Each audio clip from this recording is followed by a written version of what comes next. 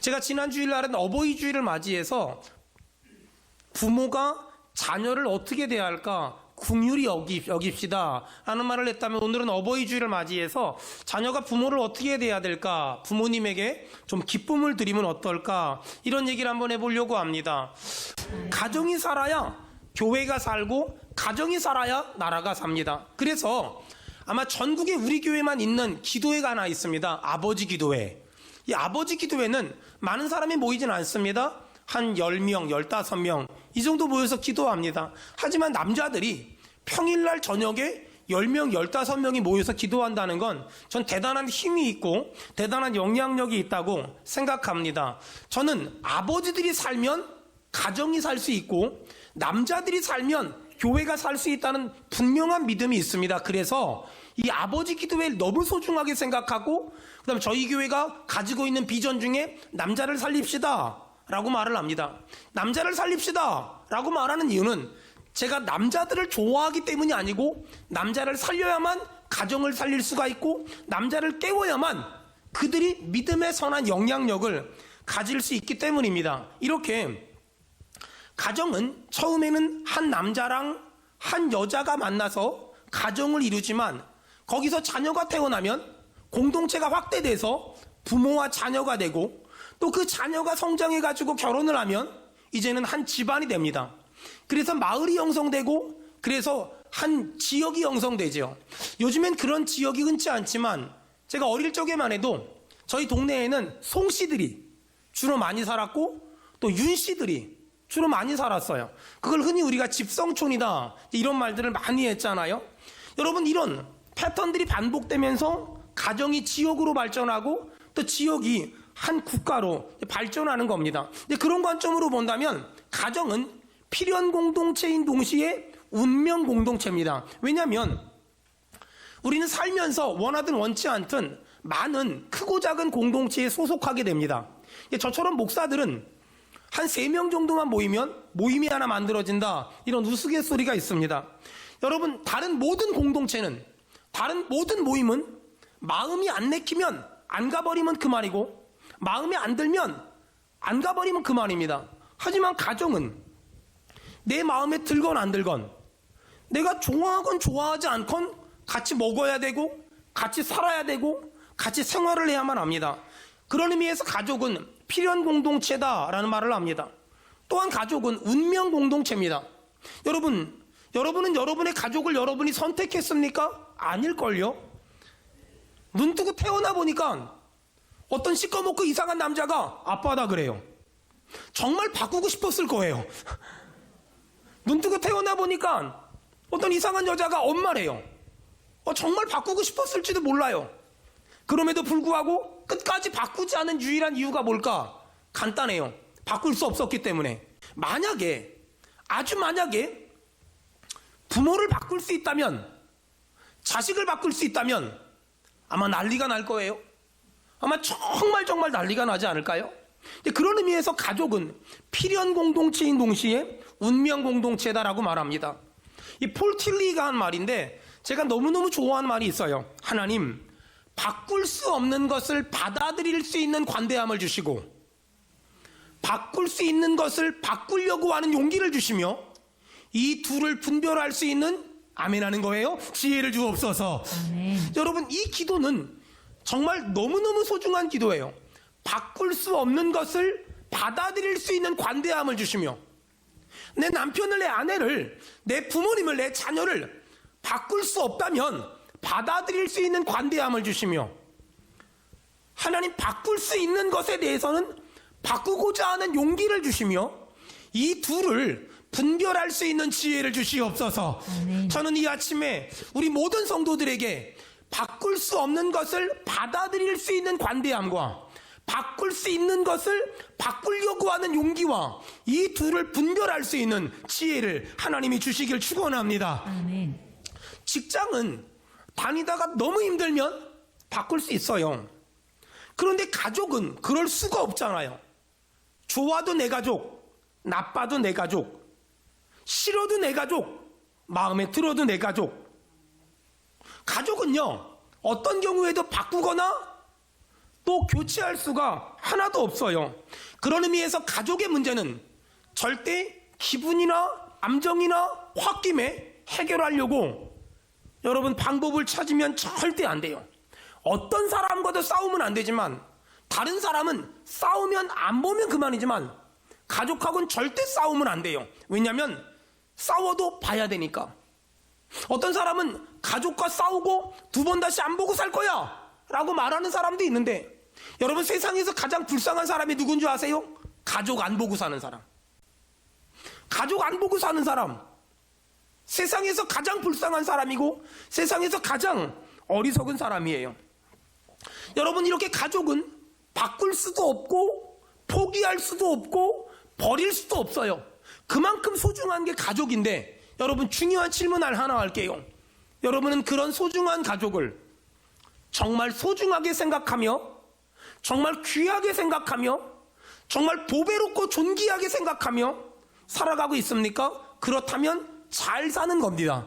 하지만 소중한 가족을 소중하게 생각하는 것이 아니라 마치 버리기 귀찮은 짐짝처럼, 마치 버리고 싶지만 버릴 수 없는 짐짝처럼 여기고 산다면 난 너무 불행한 인생을 살고 나는 너무나 가여운 인생을 살고 있는 겁니다.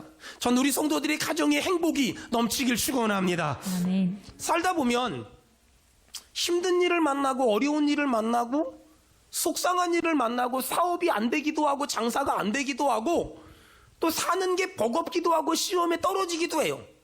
근데 그때 있잖아요, 가족이 평안하고 가족이 행복하면 바깥에서 아무리 힘들고 아무리 어렵고 아무리 속상해도 평안한 가정에서, 행복한 가정에서 밥 먹고 잠자고 나면 또 일어날 힘이 생기고 또 일어날 용기가 생기고 또 일어날 자신감이 생겨요.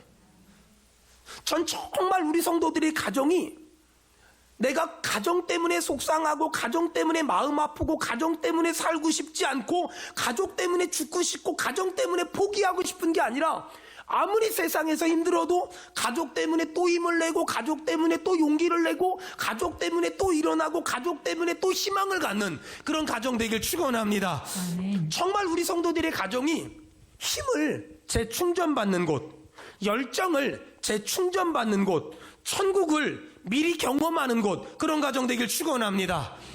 여러분, 이런 가정을 모든 사람이 꿈꾸지만 모든 사람이 이런 가정을 경험하며 살진 못합니다. 왜냐하면 이런 가정은 원래부터 존재하는 것이 아니라 온 가족이 함께 같이 힘쓰며 애쓰며 노력해서 만들어가는 것이기 때문입니다.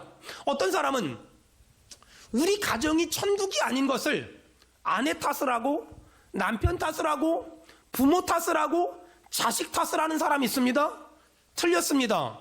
내 가정이 천국이 아닌 이유는 우리가 함께 노력하지 않았기 때문이고 힘쓰지 않았기 때문이고 애쓰지 않았기 때문입니다. 자, 그렇다면 어떻게 하면 천국 같은 가정, 다시 말해 천국을 경험하는 가정을 만들 수 있을까? 세상에 부, 귀, 영, 화가 있으면 우리 가정이 천국이 될까? 그렇지 않습니다. 만약에 세상에 부, 귀, 영, 화가 있어서 우리 가정이 천국이 될 수 있다면 부자들은 전부 다 천국에 살아야만 합니다. 돈이 많은 사람들은 전부 다 천국을 경험해야만 합니다. 하지만 여러분도 많은 매스컴을 통해서 듣고 봤겠지만 부자들이 천국을 경험하는 것 같지는 않습니다. 자, 그렇다면 어떻게 하면 가정 천국을 이룰 수 있을까? 어떻게 하면 가정에서 천국을 경험하며 우리가 살아갈 수 있을까? 가정에서 천국을 경험하는 방법은 세상에 부, 기, 영, 화가 있기 때문에 가정이 천국이 되는 것이 아니라 가족이 좋은 관계일 때, 남편과 아내가 좋은 관계고 부모와 자녀가 좋은 관계고 형제와 자매가 좋은 관계일 때, 그때 가정은 천국이 될 수 있고요, 가정에서 천국을 경험하며 살 수 있습니다. 좀 더 구체적으로, 그렇다면 어떻게 하면 가족 안에서 좋은 관계를 만들 수 있고 유지할 수 있을까? 가족의 좋은 관계는 좋은 관계가 깨지기 전에, 관계가 좋을 때 유지하려고 애쓰고 관계가 깨지기 전에 지키려고 애쓰는 것이 너무너무 소중합니다. 아주 가끔 어떤 사람들이 목사님, 부부싸움은 칼로 물베기 아닙니까? 라고 말하는데 잘 들으세요. 부부싸움은 절대 칼로 물베기가 아닙니다. 여러분 부부싸움 해봐서 알잖아요. 부부싸움을 하고 나면 살고 싶지 않아요. 부부싸움을 하고 나면 살 소망이 없어져요. 부부싸움은 칼로 물베기라고요? 그 칼로요 조금만 찔러도 아파요. 조금만 찔러도 상처가 나요. 조금만 찔러도 피가 나다니까는요. 그 칼로 물베기 같은 부부싸움이 관계를 깨뜨리고 마음에 상처를 주고 가정을 깨뜨리고 부부관계를 깨뜨리고 부모자녀 관계를 깨뜨리는 거예요. 자, 그렇다면 우리가 어떻게 하면 이 천국 같은 가정을 만들고 누릴 수 있을까? 제가 어떤 사람들을 보면은요, 밖에 나가서는 너무 잘해요. 밖에 나가서는 돈도 잘 쓰고요, 밖에 나가서는 매너도 좋고요, 밖에 나가서는 정말 잘해요. 근데 집에선 너무 못하는 사람들이 많아요. 밖에 나가서는 다른 사람에 대해서는 오래 참아주고 오래 기다려주고 오래 견뎌줘요. 근데 집에서는 내 아내에 대해서, 내 남편에 대해서, 내 자녀에 대해서 참아주지 못하는 사람들이 너무나 많아요. 여러분 반대가 돼야 돼요. 다른 사람은 안 참아주면 안 보면 그만이잖아요. 근데 내 남편은, 내 아내는, 내 아이들은 안 참아주면 상처를 받아요. 안 참아주면 가정이 유지가 안 돼요. 여러분 우리의 윗대 부모님들을 보세요. 그들이 보기만 하면 알콩달콩 사랑이 싹 터가지고 50년, 60년, 70년을 살았을까요? 그렇지 않아요. 그들이 어떻게 지금까지 살았을까요? 참았으니까, 견뎠으니까. 마찬가지예요. 어떤 사람들은 다른 사람에 대해서는 잘 참아주면서 내 남편을, 아내를, 아이들을 못 참아주고 별것도 아닌 걸 가지고 화를 내고 별것도 아닌 걸 가지고 얼굴을 붉히고 별것도 아닌 걸 가지고 혈기를 부려요. 반대가 돼야 돼요. 다른 사람을 못 참아주더라도 내 가족은 참아주고, 다른 사람을 10만큼 참아줬다면 내 가족은 20만큼, 30만큼, 40만큼 참아줘야지요. 사랑하는 여러분 축복합니다. 아내를, 남편을, 부모를, 자녀를 참아줌으로 부부간의 관계가 회복되길 바라며 부모 자녀 관계가 회복되길 주의 이름으로 축원합니다. 아멘. 우리 모두는 이 가정이라는 소중한 울타리에서 날마다 매일의 삶을 살아가고 있습니다. 여기서 중요한 질문, 여러분은 지금 가정에서 항상 힘을 공급받습니까? 우리는 분명한 건 가정에서 힘을 공급받습니다. 하지만 항상은 아닙니다. 우리는 가정이란 공동체에서 아주 가끔 힘을 공급받습니다. 하지만 우리는 아주 가끔은 가정이란 공동체 때문에 가지고 있는 힘을 싹 다 뺏기기도 합니다. 여러분 우리가 살아가는 세상은 절대 만만하지 않아요. 절대 호락호락하지 않아요. 직장생활하고 나면, 사업하고 나면, 장사하고 나면 정말 온몸이 파김치가 돼요. 근데 신기하죠? 어떤 사람은 집에 들어가서 저녁 먹고 가족들하고 시간 보내고 잠자고 나면 그 다음날 아침이 멀쩡해지는 사람들이 있어요. 근데 반대로 어떤 사람은 피곤이 계속 유지되고 피곤이 계속 쌓여가는 사람이 있어요. 왜 그럴까요? 어떤 사람에겐 가정이 재충전받고 힘을 받고 용기를 받는 곳이에요. 그 사람은 바깥에서 아무리 힘들어도 집에 들어가서 가족들과 밥 먹고 잠자고 얘기하고 나면 이 충전이 되는 거예요. 충전이 되면 그 다음날 또 살 힘이 생기고, 그 다음에 또 살 용기가 생기고, 그 다음에 또 살 자신감이 생겨요. 사랑하는 여러분 축복합니다. 우리의 가정이 힘을 빼는 곳이 아니라 힘을 주는 곳이 되길 축원합니다. 아멘. 성경을 보면 가장 고난을 당한 사람이 누굴까? 예수님. 그 다음에 가장 고난을 당한 사람이 누굴까? 사도 바울. 어떤 신학자가 그런 말 했어요. 사도 바울이 세계복음화를 할 수 있었던 이유는 결혼을 하지 않았기 때문이다. 명언 중에 명언 같아요. 근데 있잖아요, 그래서 사도 바울은 가정 때문에 힘들어했고 자녀 때문에 아파한 기록이 별로 없어요. 근데 오늘 우리가 잠언 23장 읽었잖아요. 이 잠언은 소리 썼거든요. 솔로몬은 아가서, 잠언, 전도서를 썼어요. 아가서는 결혼하기 전에 연애할 때, 잠언은 40, 50대 때, 전도서는 나이 먹어서. 근데 오늘 솔로몬이 쓴 잠언을 여러분 한번 봐보세요. 15절부터 23장 15절부터 쭉 보면은요, 마치 부모가 자식한테 하는 잔소리 같아요. 쭉 내려가다가요, 자 20절, 술을 즐겨하는 자들과 고기를 탐하는 자들과 사귀지 마라. 21절 술 취하고 음식을 탐하는 자는 가난해질 거다. 잠자기를 즐겨하는 자는 헤어진 옷을 입을 거다. 22절 너를 낳은 아비에게 청종하고 내 늙은 어미를 경히 여기지 말라. 23절 진리를 사되 팔지는 말며 지혜와 훈계와 명철도 그리할지니라. 이게 쭉 나오잖아요. 마치 이 솔로몬이 쓴 잠언을 보면은요, 부모가 자녀한테 잔소리하는 얘기가 정말 많이 나와요. 여러분, 부모가 자녀한테 왜 잔소리할까요? 똑바로 안 사니까, 제대로 안 사니까. 마찬가지예요. 솔로몬은 그런 의미에서 본다면 가족 때문에 이 골머리를 앓았던 사람 같아요. 솔로몬은 그런 의미에서 본다면 자녀 때문에 속이 많이 썩었던 사람 같아요. 그러니까 이런 말을 하지요. 여러분, 이렇게 우리의 가족은 아주 가끔은 나에게 힘을 주기도 하지만 아주 가끔은 나에게 있는 힘을 싹 다 뺏어갈 때도 있어요. 여러분은 언제 가족에게 있던 힘을 다 뺏깁니까?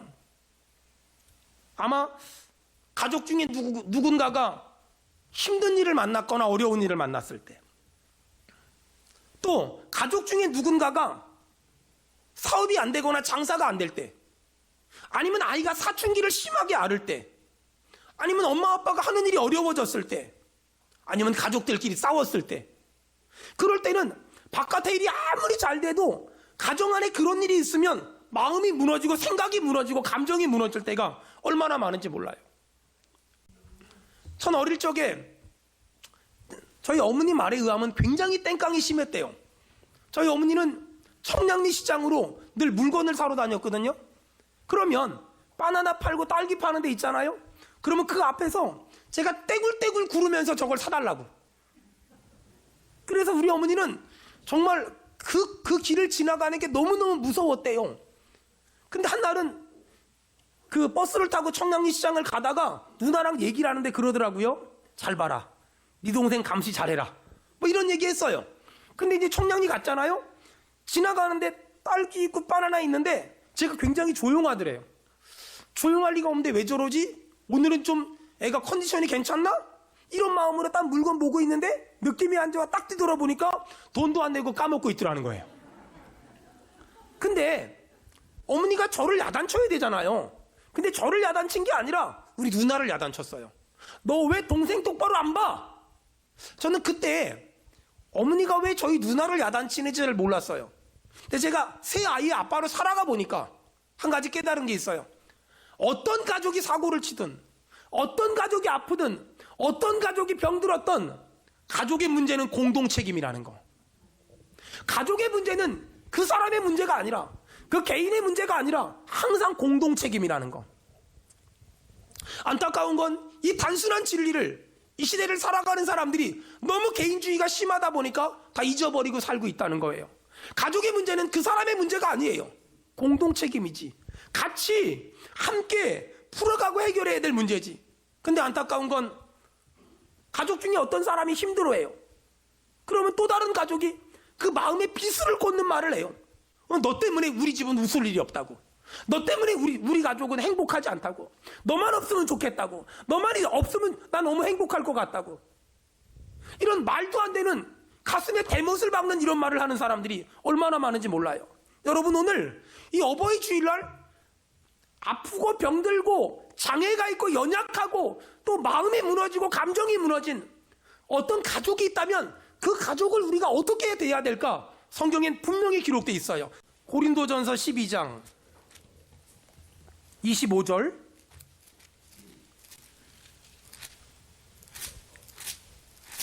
고린도전서 12장 25절, 우리 다 찾은 분은 같이 읽겠습니다. 못 찾으면 앞에 보고 읽겠습니다. 시작.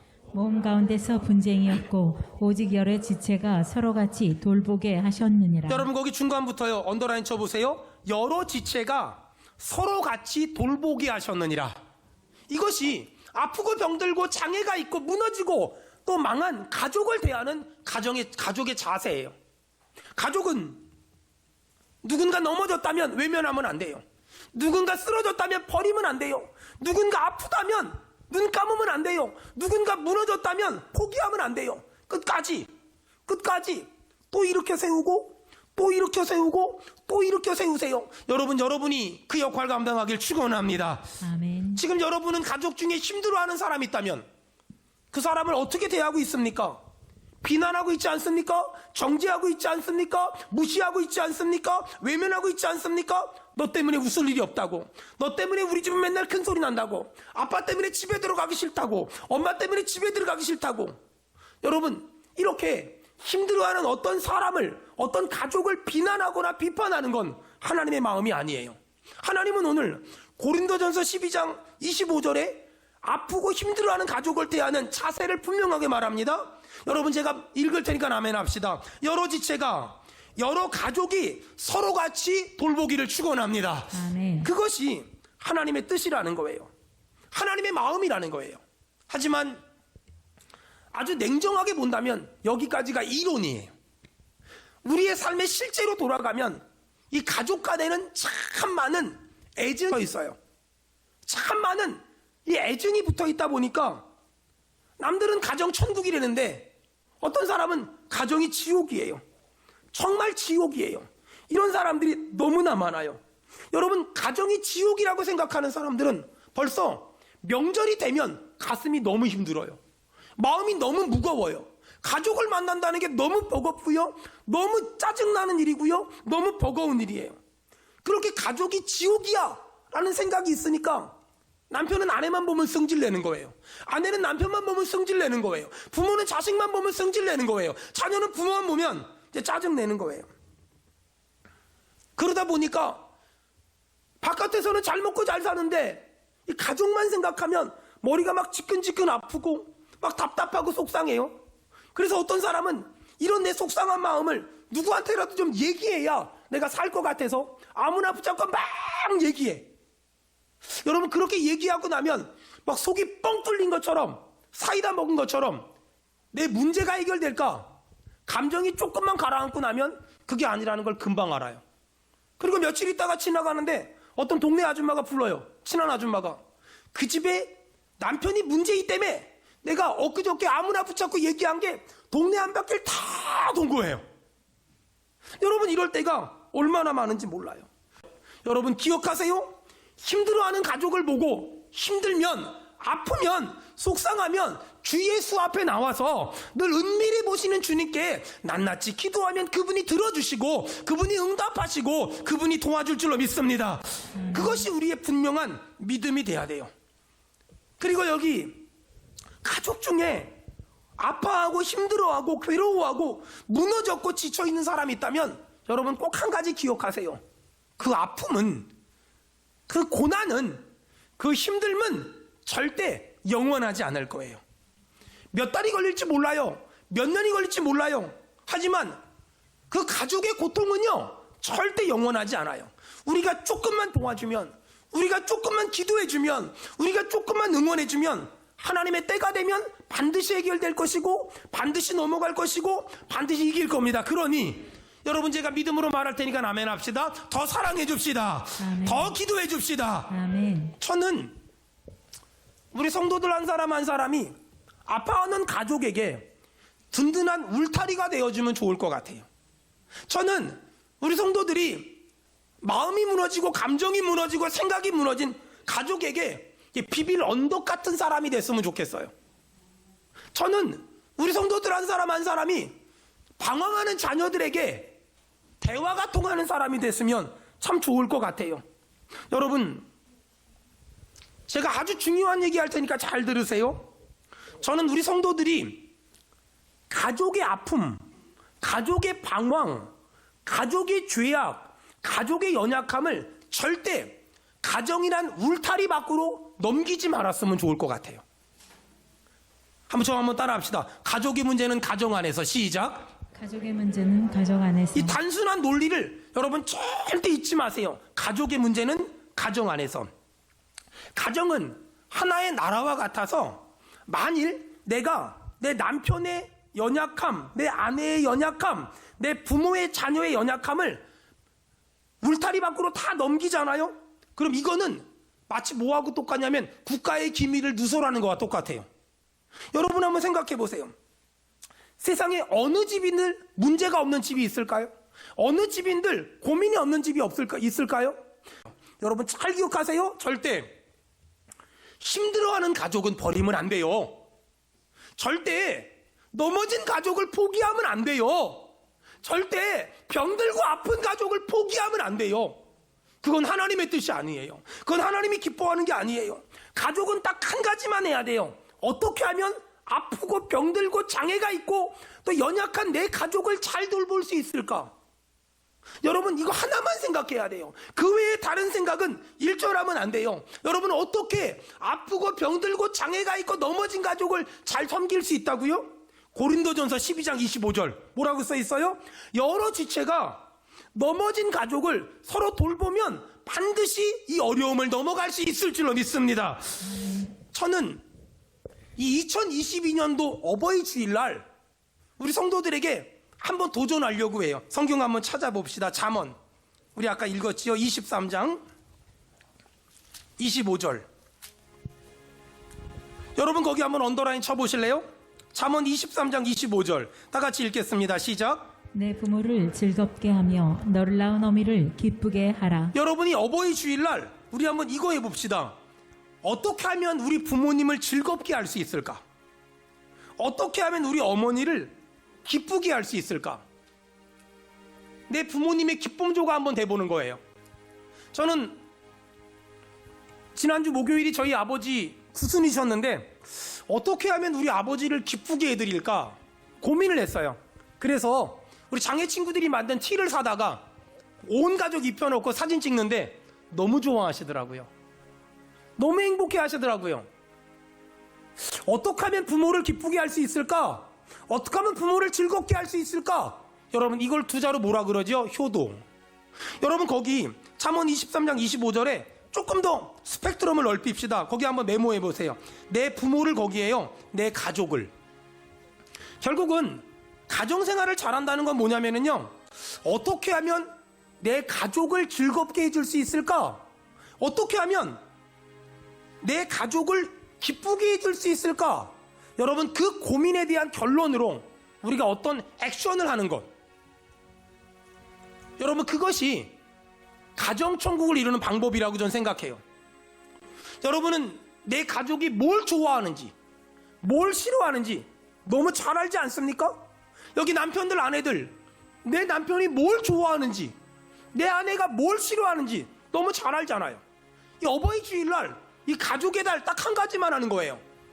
한번 오늘 예배 끝나고 집에 가서 물어보세요. 아내한테, 여보, 당신이 싫어하는 거 한 가지만 얘기해. 내가 두 가지는 못 해줘도 한 가지는 내가, 당신이 그거 싫어한다, 내가 안 할 테니까.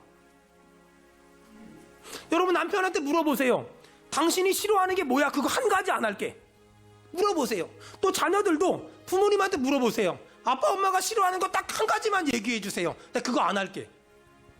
또 자녀들한테 부모님이 물어보세요. 니네가 싫어하는 거 딱 한 가지 얘기해. 아빠가 그거 한 가지 안 할게. 여러분, 그러면서 그 한 가지를 줄여보세요.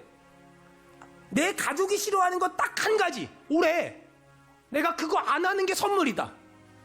내가 그거 안 하는 게 가족을 위한 선물이다. 한번 여러분 그렇게 가족들하고 얘기해 보세요. 우리가 어릴 적에 읽었던 그 생텍쥐페리가 쓴 어린 왕자라는 책 있죠. 그 책에 보면 그 비행기를 조종하는 조종사가 비행기가 추락을 해요.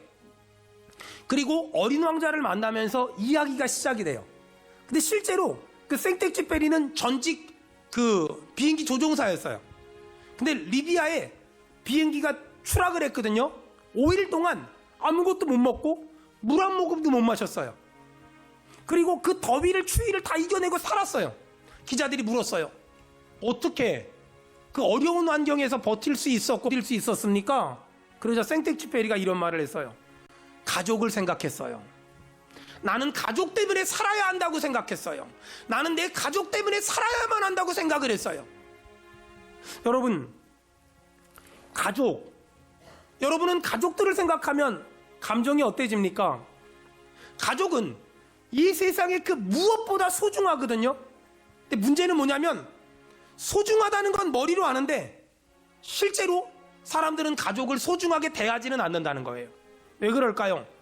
너무 가까이 있으니까, 너무 익숙하니까 소중한데 소중한 공동체로 취급을 안 해요. 여러분 그거 아세요? 비싼 거는요, 다이아몬드, 사파이어, 루비, 좋은 차, 비싼 것들은요, 아주 비싼 물건들은요, 있으면 좋지만 없다고 죽지 않아요.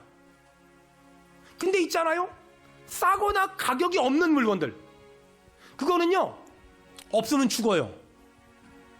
없으면 죽어요. 공기, 물이요. 여러분, 그런 걸 보면 하나님이 얼마나 지혜로우세요? 여러분, 정말 우리가 소중하게 생각해야 될 건 저 멀리 있는 게 아니에요. 내 옆에 있는 가족. 그 가족은 너무 익숙하기 때문에 너무 하찮게 대하지만, 너무 익숙하기 때문에 너무 소중한 존재예요. 여러분, 소중한 가족을 소중하게 생각하는 저와 여러분 되길 축원합니다. 자, 그러기 위해서 제가 우리의 가정에서 없어져야 될 10가지. 첫째, 비난이 사라져야 돼요. 둘째, 욕설이 사라져야 돼요. 셋째, 원망이 사라져야 돼요. 넷째, 속임수가 사라져야 돼요. 핸드폰 비밀번호 다 푸세요. 가족들끼리 핸드폰 비밀번호 공유하세요. 속임수가 사라져야 돼요. 다섯 번째, 폭력이 없어져야 돼요. 폭력을 행사하는 건 어떤 경우에도 정당화될 수 없어요. 여섯 번째, 쓸데없는 고집 부리지 말아야 돼요. 일곱 번째, 서로 간에 비밀이 없어야 돼요. 여덟 번째, 가족 간의 시기 질투가 사라져야 돼요. 아홉 번째, 편견이나 선입견이 사라져야 돼요. 열 번째, 가족끼리는 계산하면 안 돼요. 저는 이 소중한 가족이 정말 소중하게 대접받는 저희 가정, 여러분의 가정이 되기를 주의 이름으로 축원합니다.